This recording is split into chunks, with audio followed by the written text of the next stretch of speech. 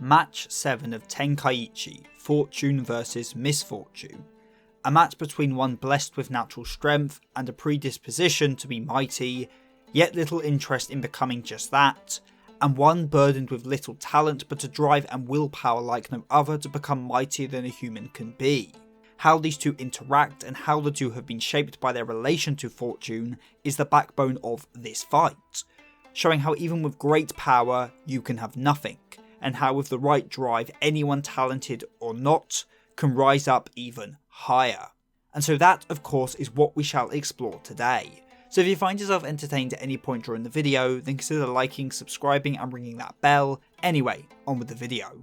Match 7, as we know, is the showdown between the spear user Hosen Inshun and the swordsman Hayashizaki Jinsuke. And unlike most of the competitors in this Tenkaichi, these two interact way before their match, and this initial interaction really says a lot about how different these two are. Inchun is acting very much his age, only 11 years old. He's not surprisingly acting like a child. He spits out his food and he acts arrogant. He, in short, doesn't have respect. He sees himself as above others and so doesn't think those around him are worth his notice. He openly mocks Jinsuke because his talent and his life so far has conditioned him to view himself as above seasoned warriors. An aged warrior like Jinsuke is the symbol of experience and effort, and crushing seniors with his own innate talent is all Inshun has ever known. And all Jinsuke does is reply maturely, not stooping down to Inshun's level. The way they act here makes it clear as day the maturity each of them possess, and that's key because not only are they literally polar opposites in age, but this age difference of them is symbolic of their respective strengths. Inshun's natural talent, his affinity to the spear, makes him strong despite being so young. His age is a non-factor when it comes to his strength as it is all innate.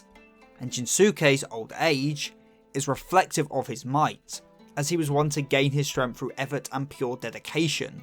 Then that only logically means the older he is, the more time he has been afforded in order to train and grow strong. From those brief descriptions, I think it's probably quite obvious a key idea of this fight is the idea of innate talent versus dedication and effort.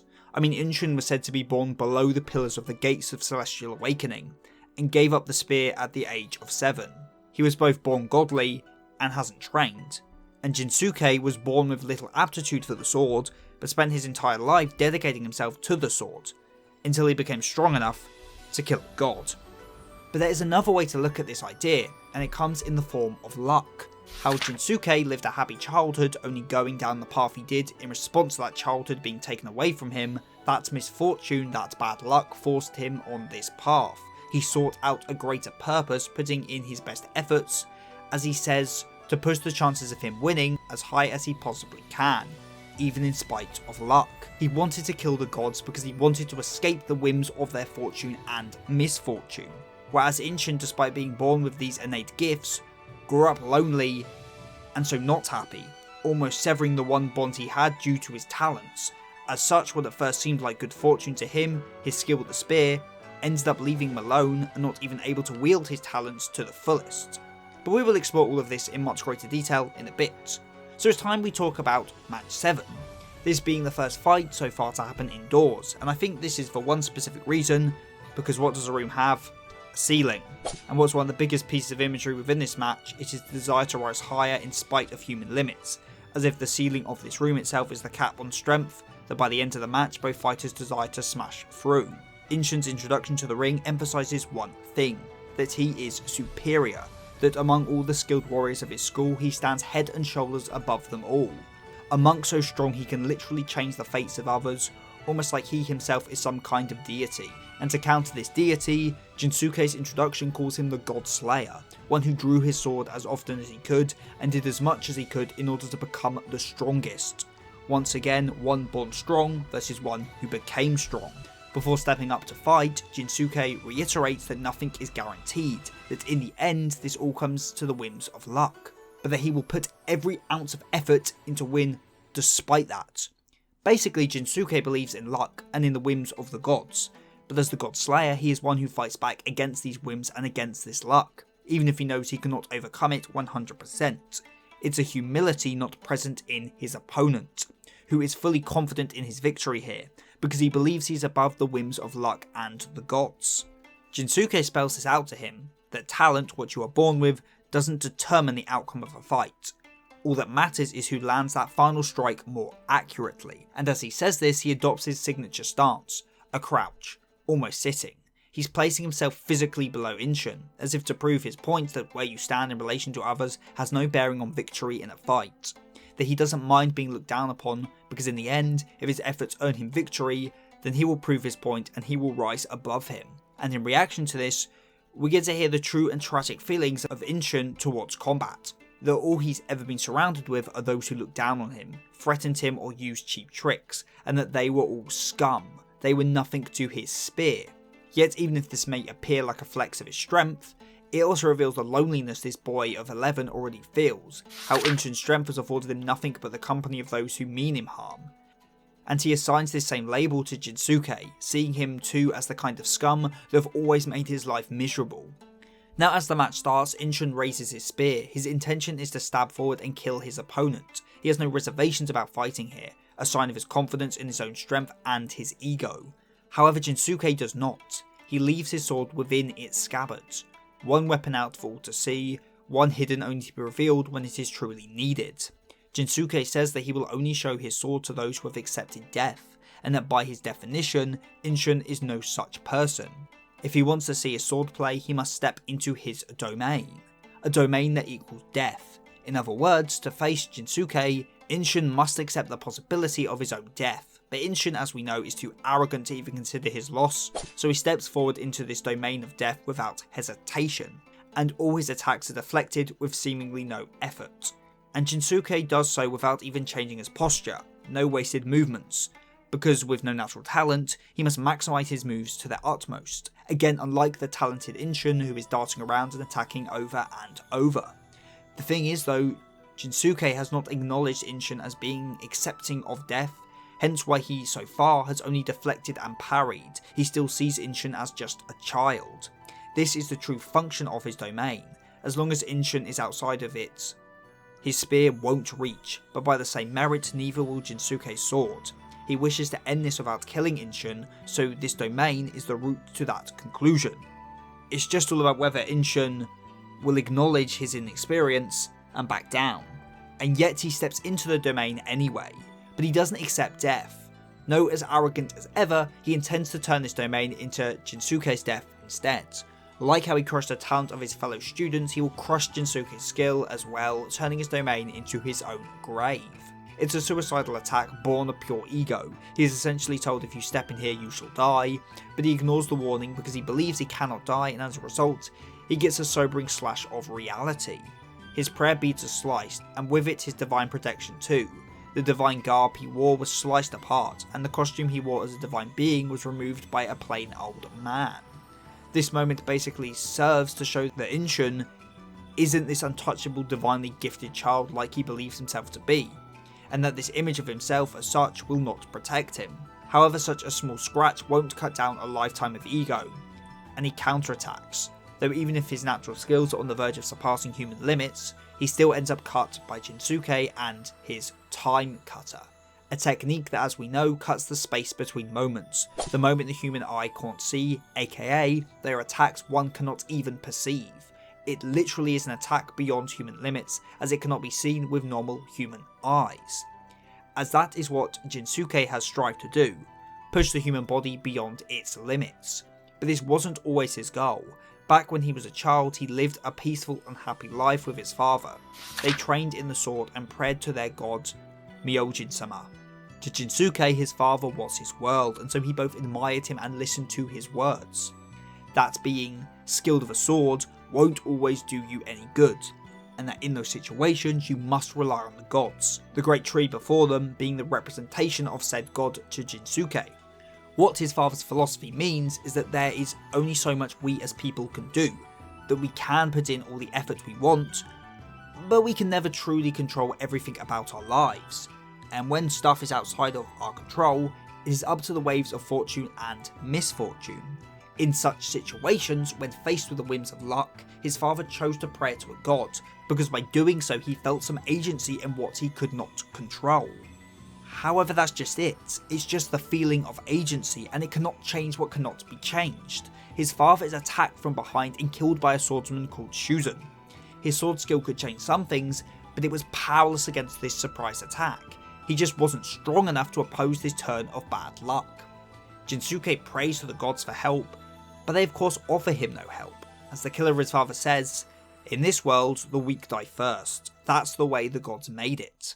Which in a way is true. In a world where much of you is dictated by misfortune outside of your control, only those with the strength to fight against this misfortune can live on. Shuzan leaves the young boy with a permanent reminder of this, proof he is weak and could have died then and there, that like his father he was too weak to stand up against this misfortune, and as such, Jinsuke was left with nothing but misery. His happy life with his father was gone, and the god he had faith in to protect him had failed him. He had nothing, no father, no faith, and so no hope. All he had was that scar and the fact he was weak, and so that acted as motivation for him. If the gods won't save him, he will save himself. He will kill Shuzan, the symbol of his misfortune, by his own hands. In this world, the weak die first, so he will become the strong and make Shuzan the weak that will die next. So he trains, he studies, he goes to every extreme possible to become stronger. He wishes to become strong enough to resist all misfortune, to resist the god's will itself. No, to surpass the god that never helped him or gave him anything. He essentially wants himself to become strong enough so that if he was put in the same situation again, he wouldn't need to pray to some god to protect him, he'd do it himself. And for such a reason, when he calls Shuzan out for a duel, he does so in that exact spot his father had died. But fortune really never was on his side, because the moment the duel began, lightning struck and knocked down the great tree, almost as if Myojin-sama himself was punishing Jinsuke. As Jinsuke was distracted by the tree falling on his head, Shuzan took advantage of the situation and attacked. Just like when he felled Jinsuke's father, he used a surprise attack. But Jinsuke would not let the gods and their misfortune beat him, so he drew his sword without even looking back and slashed. A slash so blindingly fast, it could not even be sensed by a human. A strike that was aimed to reach the gods itself, and a strike that succeeded in that aim, slicing apart the tree that represented a god and killing Shuzan with the same sword stroke. A statement to the world that he was not weak, he would not die, and that he would resist the misfortune the gods threw at him with nothing but his own efforts and dedication to himself. Truly a sword to kill the gods. Hence why, despite all the praise he got as some miracle, Inshun could not defend against the sword because he was still just a human. But was he always just human? Inshun, you see, is not in his prime. In fact, he's far past it. For Inchun, his prime was the age of 7 years old. And through fighting Jinsuke here, an opponent that a normal human cannot hope to beat, slowly he starts to remember how he used to move, because only now is he starting to hear his spear's voice once again. Inchun, you see, was born as a prodigy among prodigies. He was loved by the gods, Bishamante of the lucky gods even shown behind him in this panel. The first gate of celestial awakening that usually took a lifetime of effort to achieve, well, he was born under its posts. He was born with a genuine talent and bond with the spear. He was raised by his granduncle, having lost his own parents at a young age. This of course mirrors Jinsuke, but as this was a moment of great misfortune for one of them, it was not for the other, as Inchun here discovered the spear. The spear fell down before the child. What usually would be a moment of great misfortune, a blade falling on a toddler, became one of great fortune, as if the spear itself came to the boy, and as if this moment led to his enlightenment. Neither could speak, yet the boy and weapon understood each other. He listened to the spear, and as such he was able to become beyond a prodigy. But there lay the issue. He became one with the spear, it became his closest companion, but he never grew close to others. His great strength gave him an ego, and so the other monks grew to dislike him out of envy and fear. The only one he could confide in was his old man. Though you could argue that, because of the spear and his great talent, that he wasn't raised as a young boy, but instead he was being raised as a great warrior. He wasn't allowed to be a child, because his granduncle was more interested in what he could become, and as such, in a way, he was robbed of a fulfilling childhood, even if he didn't understand that. But even this connection, his old man, ended up crushed under his talent. He stood alone at the top with just his spear, but this wasn't what he wanted. He never wanted to be alone like this, and as such, what once was a great fortune turned to misfortune. He gave up the spear, stopped listening to his partner's words, and stepped away from the summit. He could have been something great, but he stepped away because he didn't want to be alone, he didn't want to be left unloved. But doing so didn't make him suddenly loved by others. All it did was take away his partner and left him unfulfilled, and well, not happy. Even if he projected this ego as a great warrior, being strong didn't really make him happy, it was just all he had left. Even his granduncle doesn't know if seeing this gift of his flourish would truly have made him happy, but whatever the case, through this battle, he is forced to grow or die. And Inchun doesn't want to die, he wants to be happy, he wants to have connections, he wants to hear his spear. In some ways you could say his godly talent dictated his whole life. Instead of being loved and raised as a child, his granduncle instead became fascinated about his talents more than him as a person. It betrays a boy with no agency. Yet it cannot be denied he was scared when he abandoned that spear, scared of being left alone. But being scared wouldn't make him happy. The fortune he was afforded, the brief glimpse of what lies beyond human limits, he has all the abilities to grasp it, he just needs to try. His trust in his partner is so high he will let the spear leave his hands and trust it will come back to him. The spear is essentially an extension of himself, because he never needed to train with it, didn't need to learn how to use it as a tool. He just needed to better understand himself and how to use the spear that had become part of him since birth. Even when Jinsuke throws the spear aside, it still comes back to him, as if the gods of fortune are doing everything in their power to give Inshun the win here. And as if to add insult to injury, Inshun's next strike lands in the same spot Jinsuke had been scarred so long ago, as if the gods are once again calling him weak. Inchun has come to embody these gods. Visualized as a kami above human intellect, he has passed the human limit and rapidly now ascends to godhood. Basically becomes the very misfortune Jinsuke feared so much after his father's death. He is now powerless against one chosen by the heavens. And by a child no less, which stings even more to Jinsuke, as when he thinks of his own childhood, it's as a sniffling weakling pissing their own pants. But if there's one thing Jinsuke has, it's pure determination, and even so, as it seems hopeless, he just does as he always does. He stacks one little pebble after another, building a tower through efforts to try reach the gods. He thought he had already made it, but it turns out he still has further to climb. But that's just the same old story, and so he continues to stack those pebbles. And by doing so, pushing his will even further, he catches back up and lands another strike. His time cutter, a move even one ascending to godhood cannot sense coming. Without opening the gates, without relying on the gods, Jinsuke climbed up to the same level. Through pure, indomitable human will, he reached up to Inchun's level. As the god slayer, as one opposed to the very idea of the good fortune of the gods, he showed how far the human will can truly go. This fight essentially becomes a race to the top, a race between Inchun, pulling out more and more potential, and Jinsuke growing even more precise through his pure will. Which one will reach higher? That is the real question. This is visualized by Inchun atop his floating lotus, a symbol of how he from the start was already in the sky, how he didn't need to climb up on his own, he had a head start. And by Jinsuke making up the distance atop a tower built one stone at a time, a representation of this long journey. One where no big jumps were ever made, one of nothing but small steps through nothing but grit and determination. Inchun felt safe up there on his own, high above the ground. He had no idea how high he actually stood. But Jinsuke built that tower from the bottom to the top, and so he understands just how far he has risen. He has the perspective Inchun lacks, and so understands what it will take to surpass the monk.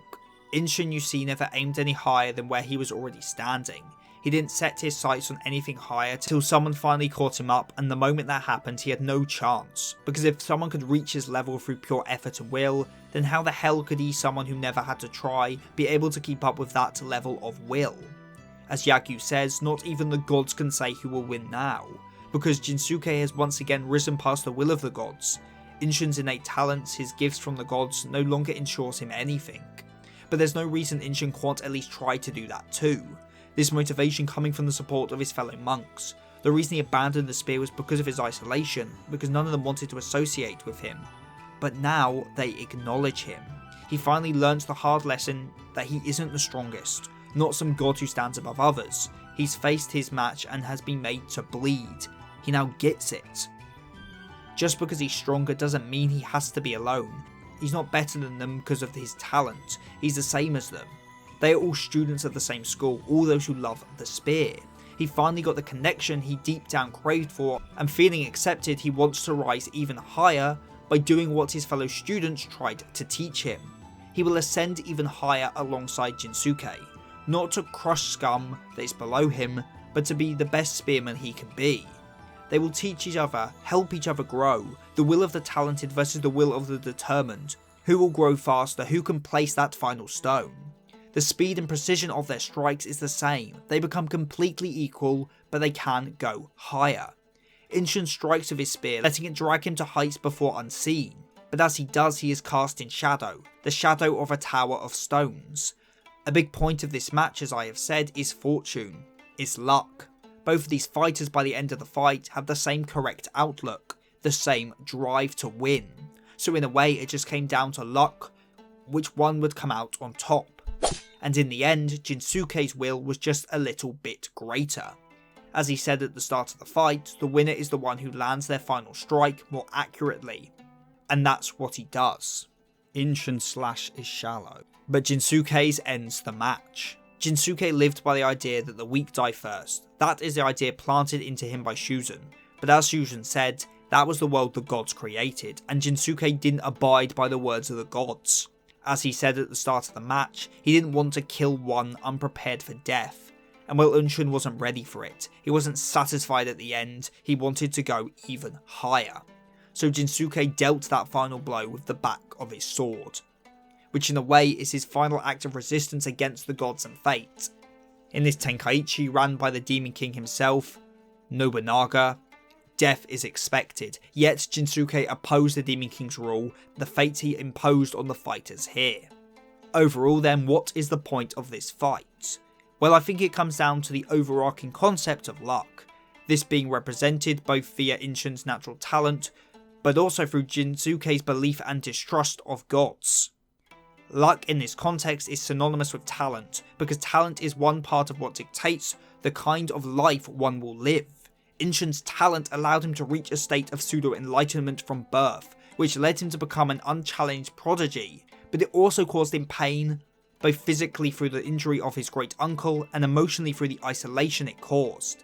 His talent, a result of forces beyond his own control, gave him the potential to be fulfilled, but also caused him to turn his back on the full potential his talent could afford him. He at first didn't appreciate or take advantage of his fortune, but came to accept it. For Inchun, it was about finding strength and happiness in spite of his natural talent, and Jinsuke's lack of talent led him to be too weak to protect his own happiness. But as we know, he made up for this through effort, seeking out greater strength to resist the misfortunate fate of being trampled. He focused on what he can do, not what he can't, and does everything in his power to overcome those things he cannot control. He found strength and happiness despite his lack of natural talent.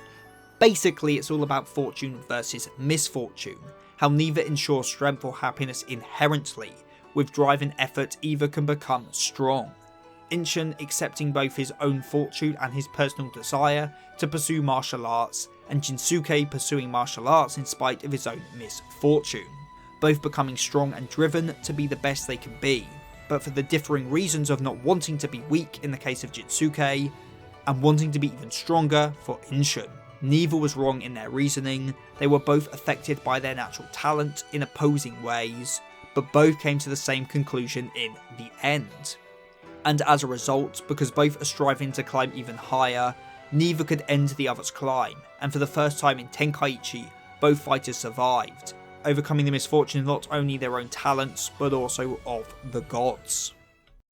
And if you want to support this channel even further, then perhaps pledge to my Patreon, or consider becoming a channel member, so you can get your name at the end of the video, like Rinjack9696, Mr. Sputum, Marimo, Jack Hanma, Patrick Glynn, Sith Lord 906, and a Candy Sensei.